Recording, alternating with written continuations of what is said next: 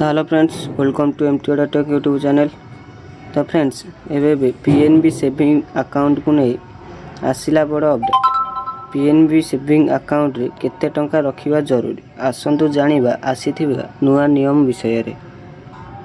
तो PNB saving account बा Punjab national bank द्वारा सर्वनिम्न हाराहारी बैलेंस MAB आवश्यकता को हटाइबा कोटि कोटि ग्राहकों पर एक अत्यंत स्वागत योग्य ऐतिहासिक पदक्षेप निया जाइछि। एही निष्पत्ति केवल आर्थिक बोझ ह्रास करिब नाही, बरं समाजर प्रत्येक वर्ग विशेषकर ग्रामांचल और निम्न आय परिवार, महिला और कृषकों पर बैंक सेवा सुलभ करिबारे गुरुत्वपूर्ण भूमिका ग्रहण करिछि।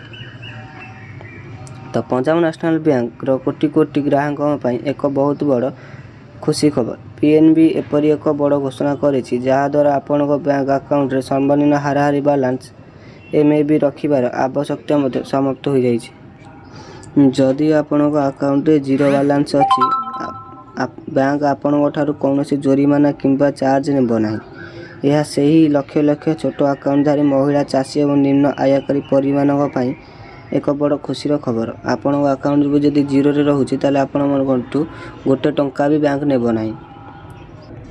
तो 1 जुलाई यह कार्यकारी करा जाइछि। बैंक कहिछि यार लक्ष्य होछि बैलेंस रक्षणाबेक्षण बोझ बिना बैंकिंग सेवा को सुगम एवं सहज करिबा।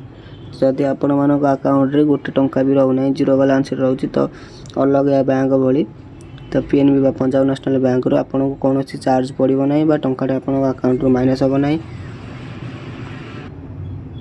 तो ये पंजाब नेशनल बैंक रो किछि छोट अपडेट आसीथिले।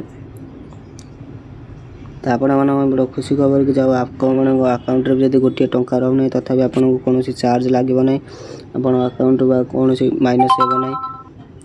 तो फ्रेंड्स ये थिला आज रो छोट अपडेट।